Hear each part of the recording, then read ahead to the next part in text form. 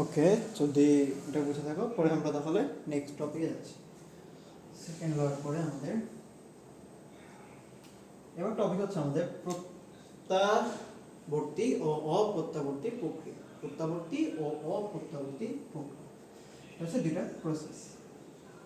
এই জিনিসটা অনুধাবনের জন্য অনেক ইম্পর্টেন্ট। অনুধাবনের প্রায় কোশ্চেন আছে যে প্রত্যাবর্তী ও প্রত্যাবর্তী প্রক্রিয়ার মধ্যে পার্থক্য করো, বা এখান থেকে এক পিছনে যেমন কোশ্চেন আসে এমসিকিউতে আসে, যেগুলো ইউনিভার্সিটির কোশ্চেনগুলোতে অনেক আসে যে প্রত্যাবর্তী ও অপ্রত্যাবর্তী প্রক্রিয়ার বিভিন্ন এমসিকিউ, যেহেতু থিওরিটিক্যাল কোশ্চেন বোর্ড এমসিকিউতেও আসে।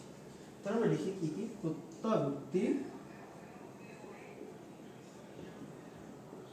ও অপ্রত্যাবর্তী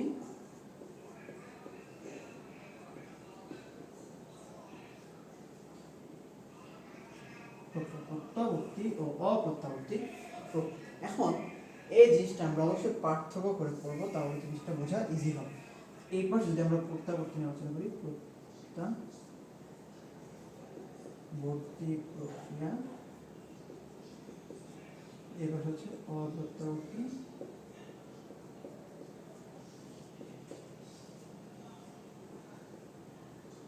প্রক্রিয়া। ওকে, এবার দেখো দেখা যাচ্ছে প্রত্যাবর্তী। প্রত্যাবর্তী মানে কি? একদম সিম্পল বাংলা যদি চিন্তা করে সেগুলো প্রত্যাবর্তন ঘটে। আর অপ্রত্যাবর্তী হচ্ছে একদম সিম্পল বাংলা চিন্তা করে যেগুলো হচ্ছে প্রত্যাবর্তন ঘটে না, সেগুলো হচ্ছে আমাদের অপ্রত্যাবর্তী প্রক্রিয়া। এখন আমি তোমাকে একটা এক্সাম্পল দিই। দেখো, যদি তুমি বরফের এক খণ্ড টুকরা হচ্ছে টেবিলে রাখছো, রেখে তুমি কোনো দিকে চলে গেলে 10 মিনিটের জন্য। টেবিলে কিন্তু তুমি কোনো হিট দাও না, কিছু কারণে জাস্ট বরফ খণ্ডটা তুমি রেখে দিছো। এখন রেখে দেওয়ার পর তুমি 10 মিনিট পরে কি দেখবে? বরফটা গলে গেছে, অনেকটাই গলে গেছে বা পুরোটাই গলে গেছে। এখন এখানে কি তোমার বাহ্যিক কিছু দিছো? কিছুই দাও না, নর্মালি গলে গেছে, মানে অটোমেটিক্যালি সে বরফ থেকে পানিতে কনভার্ট হয়ে গেছে। জিনিসটা কি তুমি কিছু না করলে আবার পানি থেকে বরফে কনভার্ট হবে? হবে না। যেহেতু তুমি বাইরে থেকে কোনো কিছু দিচ্ছ না, কোনো তাপ চাপ বা কিছু তো দিতে হবে, যেটা কারণ হচ্ছে তাপ অপসারণ হবে, তারপর পানিটা আবার বরফে কনভার্ট হবে, কিন্তু হবে না তুমি যদি কিছু না দাও।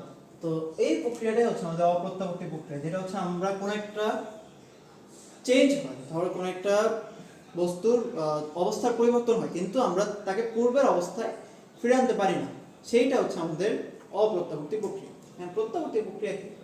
তুমি ওই পানিটাকে, বরফ গলে যে পানিটা হচ্ছে ওই পানিটাকে যদি ফ্রিজে রেখে দাও, সে কি আবার বরফ হবে না?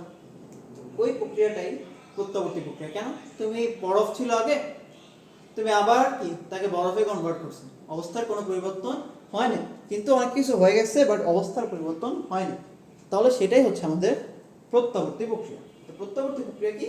যেখানে আমাদের অবস্থার পরিবর্তন হয় না, মনে রাখবো অবস্থার পরিবর্তন হয় না।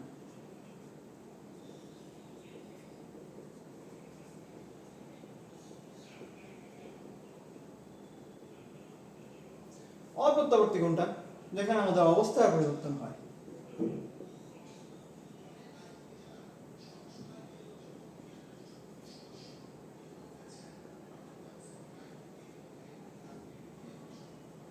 এটা কিন্তু পার্থক্য পরীক্ষার সাথে লিখবা না, আমি জাস্ট বোঝানোর জন্য, এটা কিন্তু বোঝানোর জন্য, পরীক্ষার সাথে লিখবা না। অবস্থা পরিবর্তন হলে তো আমি নর্মালি বলতে পারি, কিন্তু এখানে অবস্থা পরিবর্তন হয়, হয়ে হয়ে আবার পূর্ব অবস্থায় ফিরে আসে। এখানে কিন্তু হয়, এমন না হয় না, হয়। জাস্ট বোঝানোর জন্য বলছি যে তোমার ইনিশিয়াল অবস্থায় বরফ ছিল, ফাইনাল অবস্থায় বরফ পাওয়া। এখানে তোমার ইনিশিয়াল অবস্থায় বরফ ছিল, ফাইনাল অবস্থায় তুমি পানি পেয়েছো। এই জন্য বলছি অবস্থার পরিবর্তন হয় বা হয় না, এটা আমি বোঝানোর জন্য। বাট একদম পরীক্ষা যদি পার্থক্য আসে তাহলে কি লিখবে বা সংজ্ঞা আসে?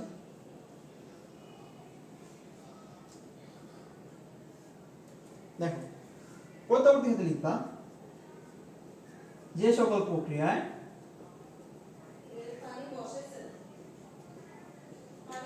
বস্তুর হচ্ছে আমরা অবস্থা পরিবর্তন করলেও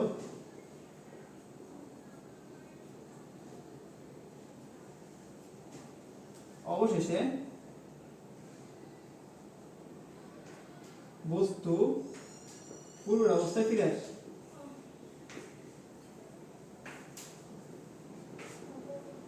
পূর্ব অবস্থা হচ্ছে আমাদের ফিরে আসে, সেগুলো হচ্ছে আমাদের প্রত্যাবর্তী প্রক্রিয়া।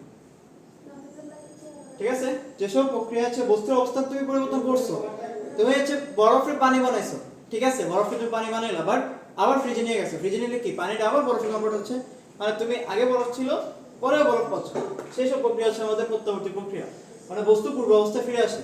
এখানে সবকিছু same, everything is same, just ফিরে আসে না, পূর্ব অবস্থায় ফিরে আসে না। হ্যাঁ, যে সকল প্রক্রিয়া বস্তুর অবস্থার পরিবর্তন করার পর, এখানে করলে ওর জায়গায় লিখবা করার পর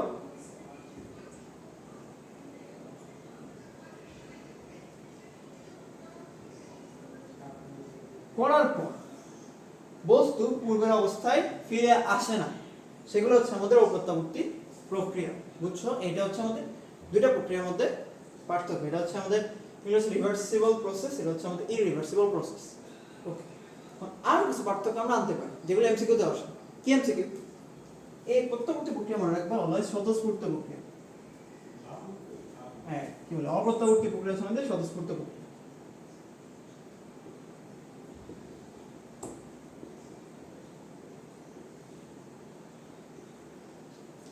আর এটা অস্বতঃস্ফূর্ত প্রক্রিয়া।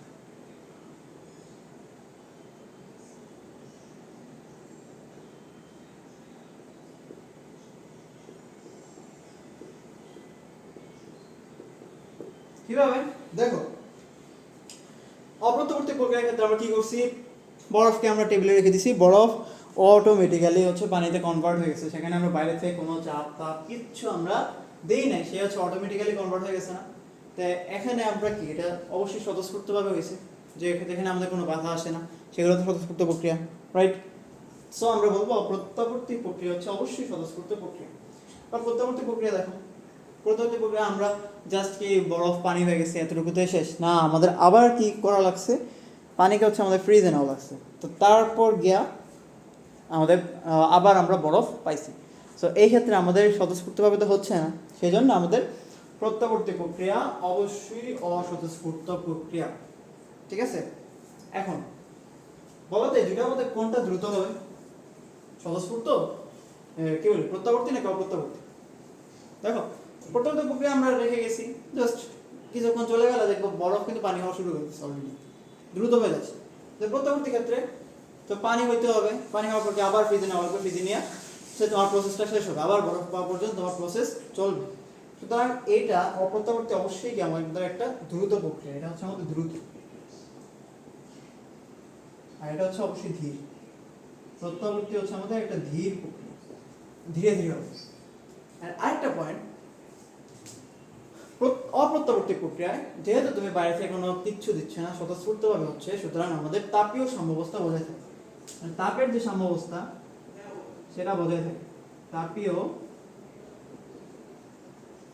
সাম্যাবস্থা বজায় থাকে। এই ক্ষেত্রে আমরা যেহেতু বাইরে পানি পাওয়ার পর আবার নিয়ে ফ্রিজে রাখছি, তো এই ক্ষেত্রে তাপের ব্যালেন্সটা থাকে না, সুতরাং এই তাপীয় সাম্যাবস্থাটা আমাদের এই ক্ষেত্রে আর বজায় থাকে না, তাপীয় সাম্যাবস্থা বজায় থাকে।